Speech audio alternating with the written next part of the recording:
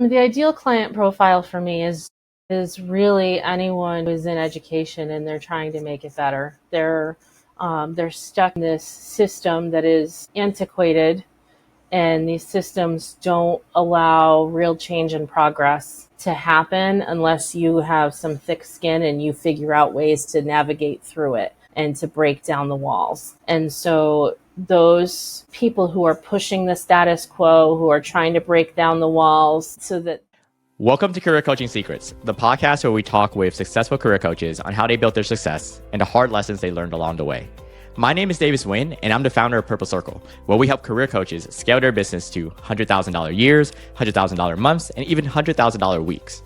Before Purple Circle, I've grown several 7- and 8-figure career coaching businesses myself, and have been a consultant at 2 career coaching businesses that are doing over $100 million each. Whether you're an established coach or building your practice for the first time, you'll discover the secrets to elevating your coaching business.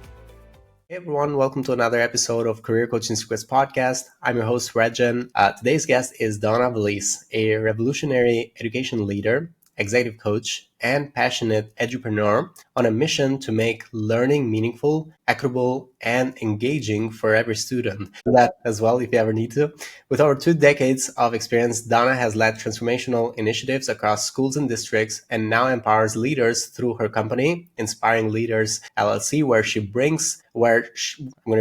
she delivers executive coaching, leadership development, and school transformation strategies rooted in research and impact. She's also a driving force behind Educational Luminaries, a best-selling collaborative book series spotlighting bold voices in education, and she continues to push the boundaries of what's possible for students and the systems that serve them. And it's a pleasure for me to have her on the podcast today.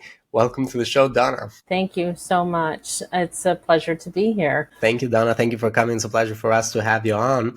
I wanted to know, when it comes to you being a coach and starting your own coaching business, first of all, what inspired you to do so and take that step forward?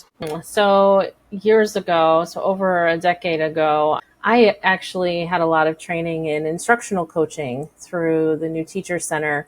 And I was overseeing 27 coaches in Rhode Island that we spread out across the state to support all the new teachers coming on board. And prior to that, I was mentoring. And at that point, I learned a lot about the difference between being a mentor, being a counselor, being a coach, what that meant in the language. And I found that I was pretty good at it and I became really passionate about it. So I started seeking out ways to learn more about coaching, and I found IPEC, which is an organization that certifies coaches to do executive coaching. And it turns out there's the International Coaching Federation that these certifications are affiliated with. And so now I went from being a professional certified coach and skipped over the associate certified coach right to professional certified coach because I had enough coaching hours. It's about helping and supporting other people. It fit well with the way that I always taught.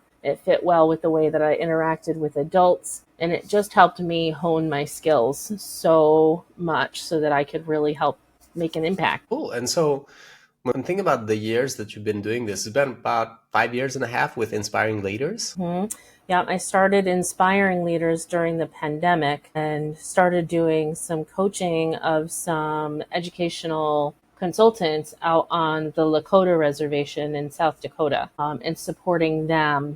And with each of them, some of them we got more into life coaching. Some of them it was more into professional and navigating systems and navigating all the dynamics of working with adults. And for others, it was really about coaching them through some of the work that they were actually doing. So it became all encompassing, and it was just my side gig for a long time because I was working full time for a school district at the time. So it was incredible to be able to work with these unbelievable educators who were really making a difference for an underserved population. At that same time, I was working in a city school district up here in central New York, Syracuse City School District, and working with underrepresented populations here. in New York State. So it was really interesting to be experiencing this one population while learning more about a totally different population that's underrepresented, underserved, and that there still are things we can be doing for these populations to help these students advance. And so it's really my mission. It comes from my personal experience of not just my dad and my brother, but my son specifically, who is incredibly brilliant, absolutely hated school. He hated it.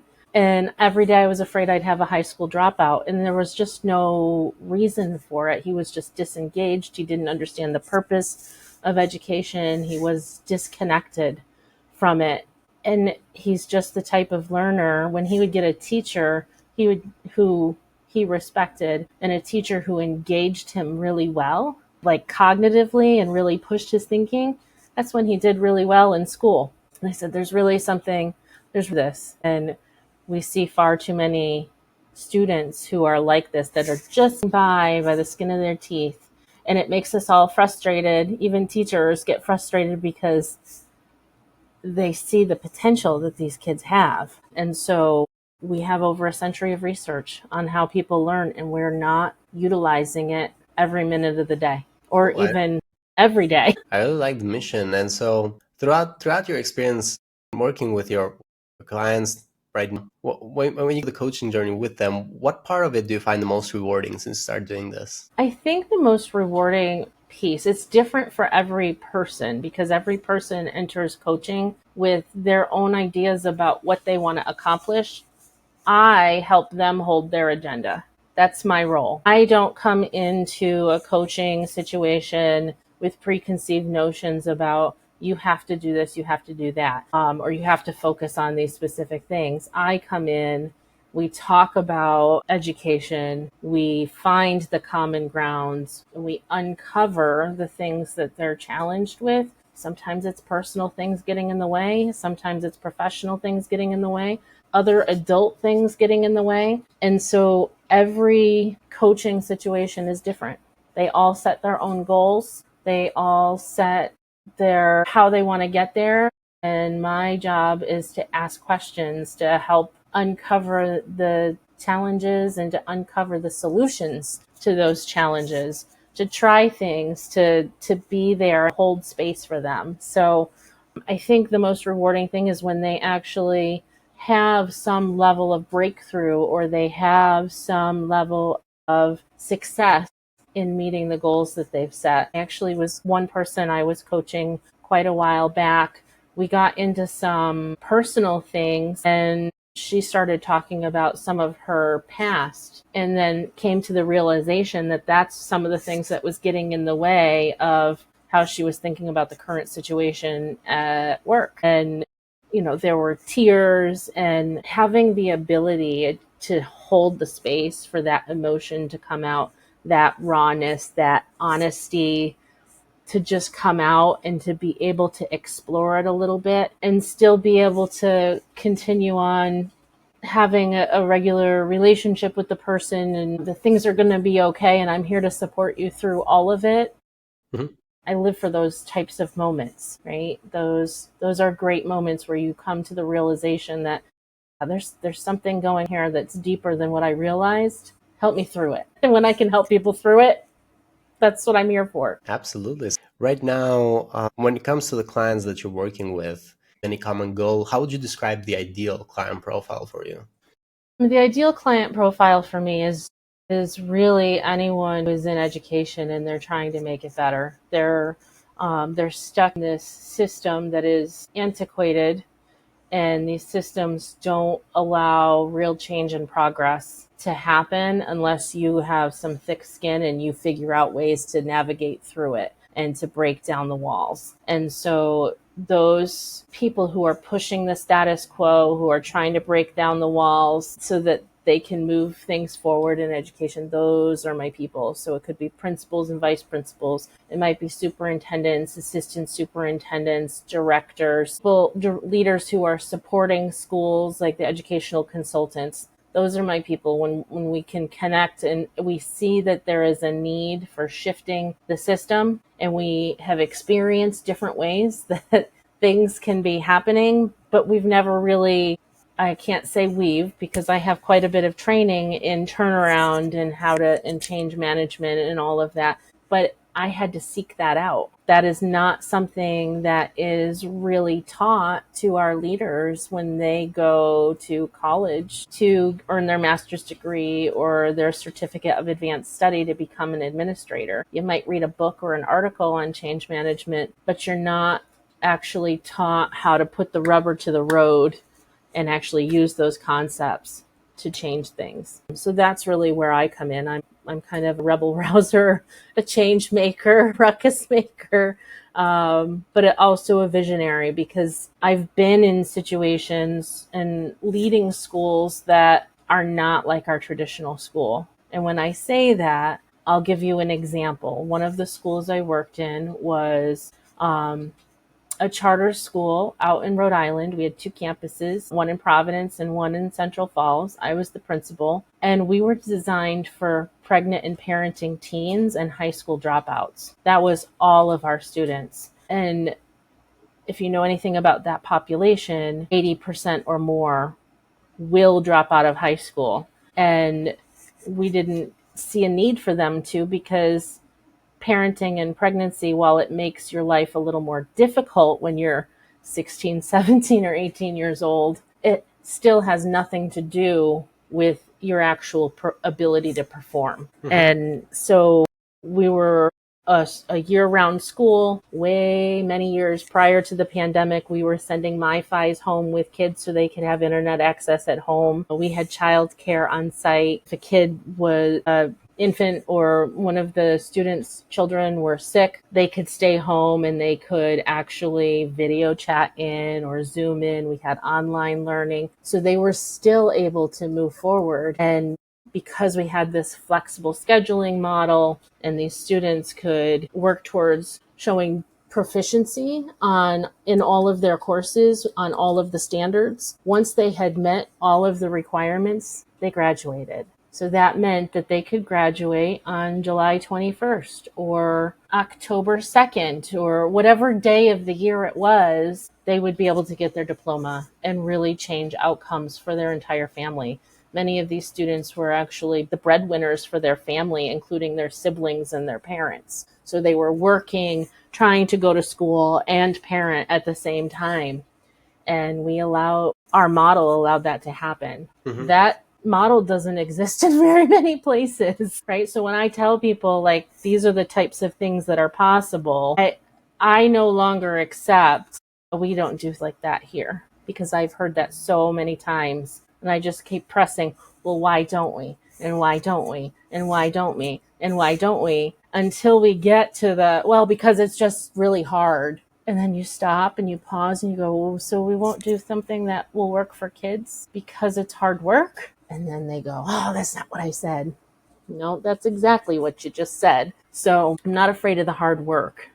So in my job, I see it as my job to support people through that, whether they need training, whether they need coaching, whatever it is. I feel like, the educational system right now is a place that does need quite a lot of bit of help. And I like people like you that are trying to, and are, because it does take quite a lot of motivation for people to go ahead and do that. Because when you think about it, most people that say graduate is like go out of the educational system, they don't think about it anymore. And there's people like yourself who are just like looking back and now this can be better.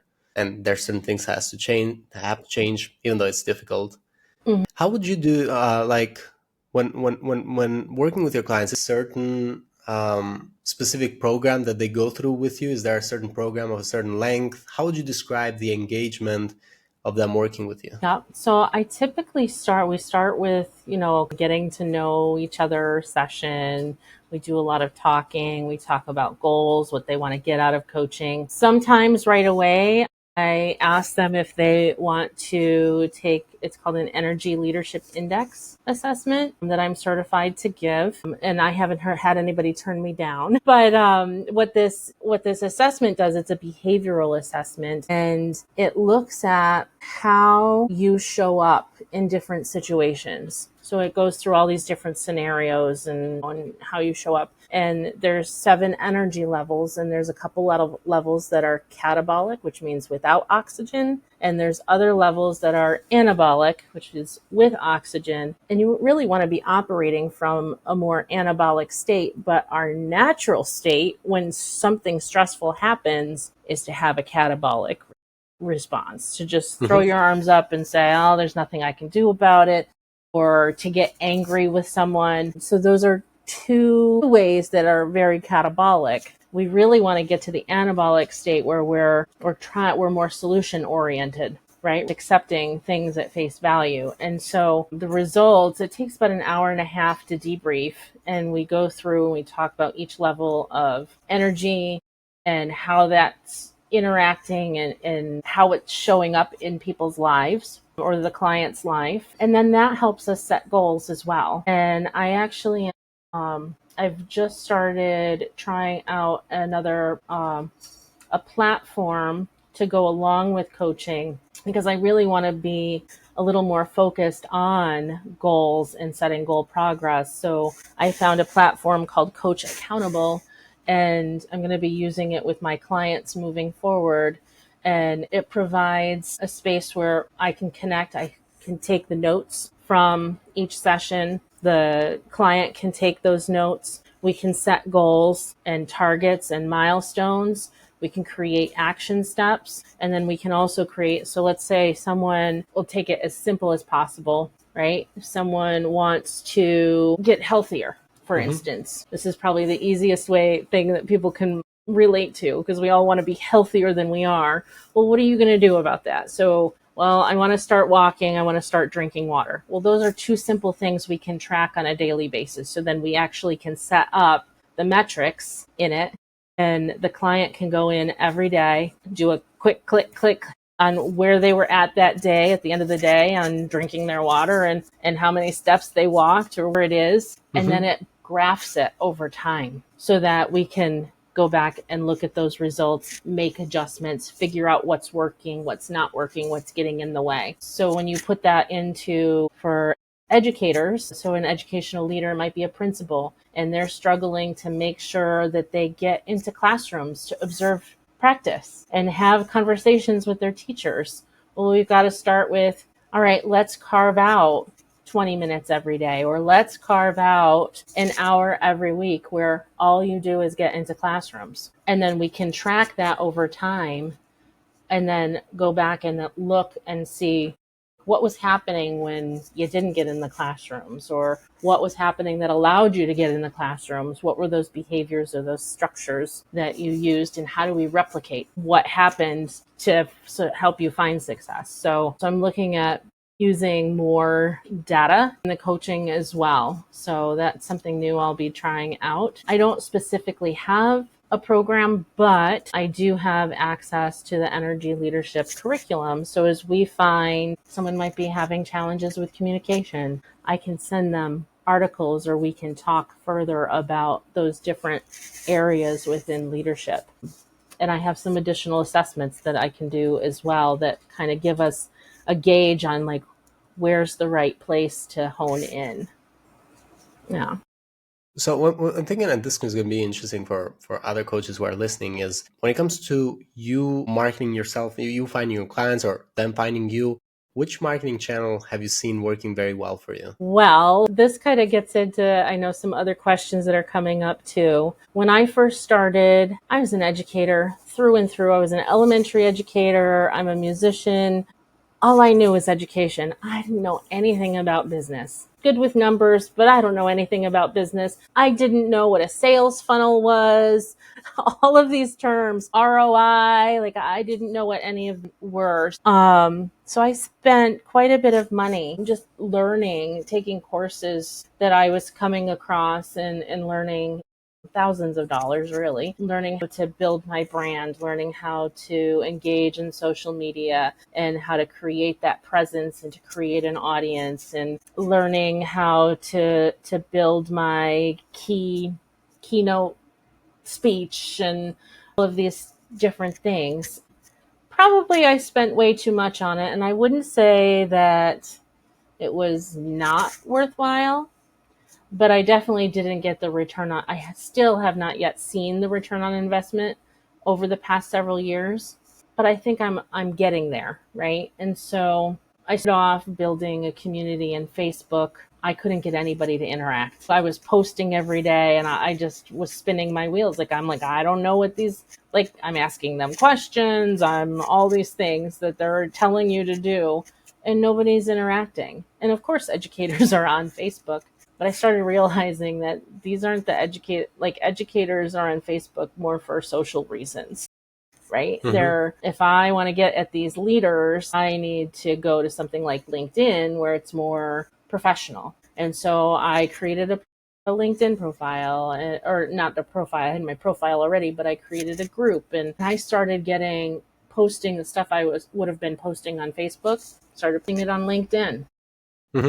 I was getting engagement finally. And then I was also part of an executive networking events group that Shelley Jorgensen puts on. I met some incredible people all across the world. I went to a mastermind in a castle for a week, and that's where I met my publisher for Educational Luminaries. She was a retired special educator, and now she's a publisher. And I was like, we got to work together. We got to do something. So that's how we ended up coming up with Educational Luminaries. So while I still didn't get the ROI, I've met the right people to build things with. And then this past year, my full-time job was cut from the budget.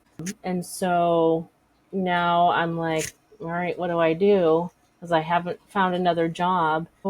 I just started picking away at my business, and I started uncovering, I'm like, what about RFPs? And RFP is request for proposals. So how do I find RFPs? So I start digging. How do I find RFPs? And I found a couple organizations that, schools will send their RFPs to.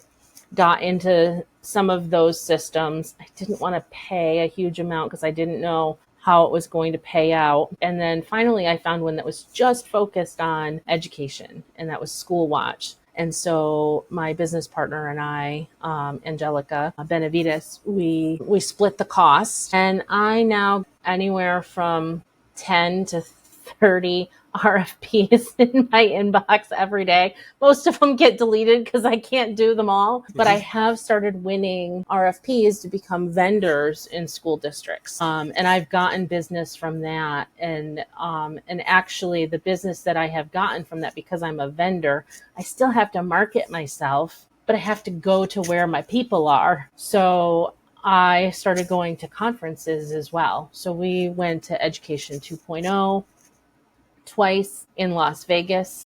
That is how we found the authors for our books. I'm part of a New York State Association of Women Administrators group. And so I presented a couple different times at some local events, and I just presented at the state event. And I'm making those connections, but that's how I'm getting business now, is through becoming the vendor, an approved vendor. So they don't have the school district has already gone through the RFP process to approve the pricing, and then making the connections at big events that my audience comes to. So the only thing I'm a little bit confused on, and just wanted to see if you could help me a little bit. When you say RFP, what does that exactly mean? So RFP is a request for proposal. Any public entity. So if you're a nonprofit, if you are a federal credit union, if you're a school, if you work in the county executive's office, they have to put out a request for proposals to get bids for a work that they want done. And then it has to go through this whole vetting process where they're looking at your pricing, they're looking at your solution. So you're actually spending time putting proposals together for them. And then when you win that RFP, then you can become a vendor. Sometimes it's for specific work, and then you start getting paid to do the work. The ones that I have won so far are to become approved vendors for that. So I'm an approved vendor for Orange Ulster BOCES, in any school in New York State that works with a BOCES, which is kind of like a regional support center for school districts. Any school district in New York State that is associated with BOCES can cross contract Orange Ulster. So I've just opened by that, getting that one vendor contract being approved gives me access and the ability to go to any New York State school and say, hey, where are you struggling? What are your needs? Here's ways that I can help you. If you want to contract, we can cross contract. So it's kind of it still creates more work, but that's how I'm getting business now. So where are you seeing this going for the future 1 to 3 years? Do you have any specific goals that you're working towards? Yes. Well, I have my business for inspiring leaders. So I want to continue doing executive coaching and leadership development and just supporting schools who are trying to transform and change. So that will continue, but that is not the only way that I'm attacking the educational status quo, right? So I've got educational luminaries where we've been publishing books. We've been building a conference every time the book is published. So now we are at the point where when we publish this next book, when we do the live book signing event, it's going to be a 2-day conference for edupreneurs and for educational leaders who are transforming education, doing something innovative.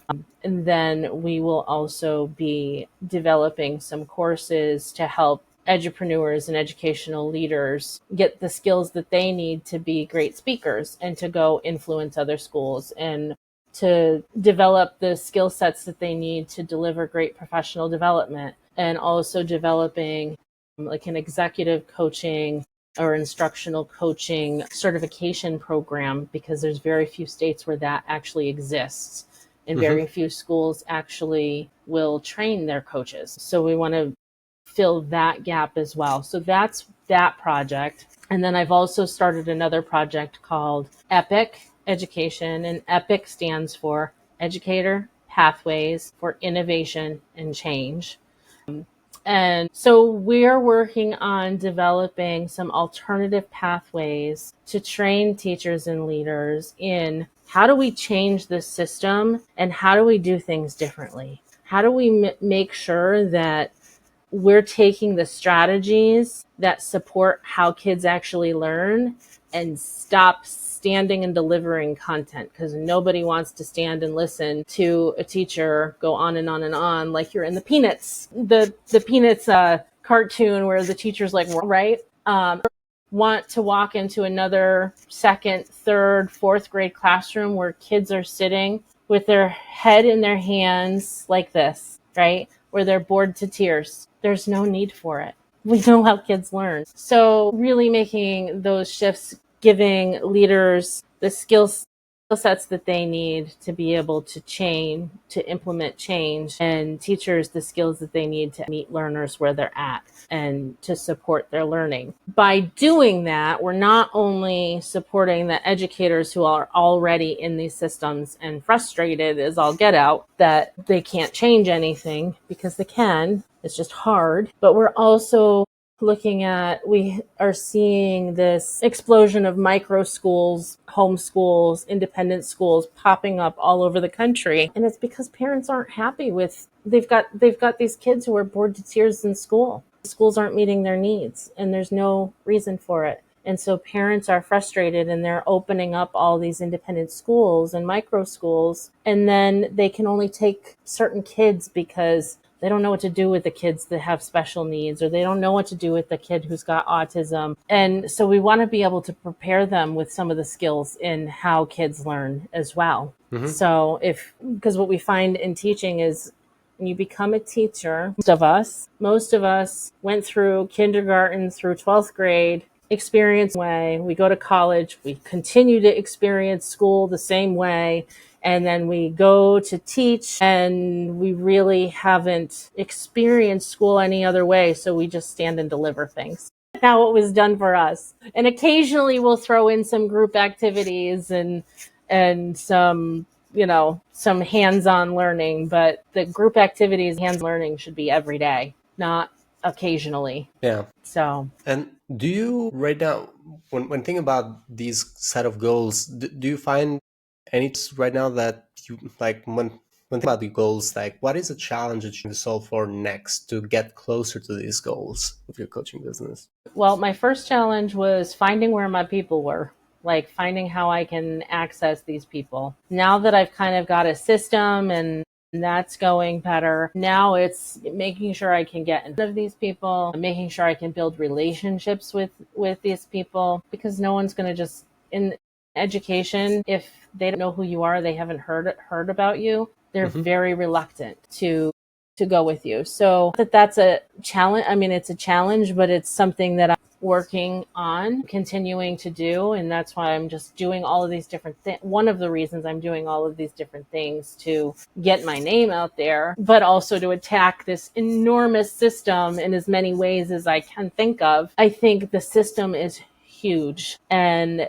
And while on paper, schools have these strategic plans and they write these beautiful job descriptions when they're hiring people and about how we want to be innovative and we want to change. And well, when I go to those interviews, I've done that work and I explain it to them and they kind of sit back a little shocked. Like it's almost like I shell shock them a little bit. And unless they truly want change, then I'm not their person, right? So it's about finding the right people. That's a challenge. And our districts and our schools, let's face it, it's always more with less. We're constantly underfunding schools, underfunding those budgets. And now with the way the state of our federal government right now in slashing down the education department, not releasing federal funds to the states for their schools and all of that, it's becoming it's going to be a big challenge for us to find the resources to pay like me to come in, because they've just cut multiple people. And so if they've cut 10 staff members, then why would me to come in and do a little bit of work when really they can hire their staff? So that's one of the big challenges in education right now, is that funding piece. And so I'm also trying to explore ways. So when we do our conferences, I've got to explore ways that I can have sponsors to help with that, because there's a lot of schools. It wasn't until I worked in Syracuse City Schools that I ever had a school district that I worked for pay for my own professional learning. If I wanted to attend a conference, I had to pay out of my pocket. I had to take time off to go. And sometimes I could get the time off and away from school to go do it, but I still had to pay those fees out of my own pocket to go and get certified. It is not that way in the private sector. I now work for a curriculum associates part-time. I get paid for that. Like when I'm doing my professional development stuff, I get paid for that. They pay for training. They pay to send us to be trained on things. Education is one of the few places where we don't treat our professionals like a professional. Absolutely. It's kind of sad that it is that way, or it has gotten to this point. Yeah. But like when thinking about it, that for other coaches that are listening to this, that are just like you, they're trying to make an impact, they're trying to make change. What advice would you give to those coaches that are looking to scale their impact, basically? I think you have to look at the whole problem. So in education, for instance, we're constantly throwing things at the wall and hoping something will stick. We're constantly applying these Band-Aids, these little simple fixes and solutions. I don't want to do that anymore. We have to get at the grassroots or like the brass tacks, whatever you want to call it. We've got to get at the root of the problem. And the root of the problem is partially in preparation, partially in how the system functions, and partially in just how we teach and in all of the requirements that we have on our teachers and leaders who are working incredibly hard every day. This is not me. I hope you didn't get the impression, but I have never known an educator who entered education thinking, I'm going to screw kids' lives up. That's all I want to do. I just want to mess everything up. No, every educator I know wants to make a difference. And they are dealing with a structure and with a system that is antiquated. And it is hard for them to get out of that box. And so I think coaches need to, when you're dealing with someone who's really trying to make change or they're feeling that frustration, you've got to help them get out of the box, help them see that there's other ways to do things, and also look at those root causes, those root things that we need to address, because just simply coaching or doing group coaching is the only solution. Thank you. Yeah. Thank you for sharing all of that. And thank you so much for coming to our podcast today. It was lovely to have you on the show. Thank you for coming. And for anyone who wants to connect with you or find you, they can go into LinkedIn and they'll be able to look Donna Vallese. They'll be able to find your profile there. Is there also a website from what I can see, Inspiring Leaders Network? It'll be Inspiring Leaders LLC.com. So I do have a site on the website. You can find there's a contact form. You can schedule a meeting with me on there. You can see what I'm all about and all the things that I've been doing and over the years. And yeah. Cool. Well, thank you so much, Donna. Thank you for coming to the show. Thank you so much for having me. That's it for this episode of Career Coaching Secrets. If you enjoyed this conversation, you can subscribe on YouTube, Spotify, Apple Podcasts, or wherever you're listening to this episode to catch future episodes. This podcast was brought to you by Purple Circle, where we help career coaches scale their business to $100,000 years, $100,000 months, or even $100,000 weeks, all without burning out and making sure that you're making the impact and having the life that you want. To learn more about our community and how we can help you, visit joinpurplecircle.com.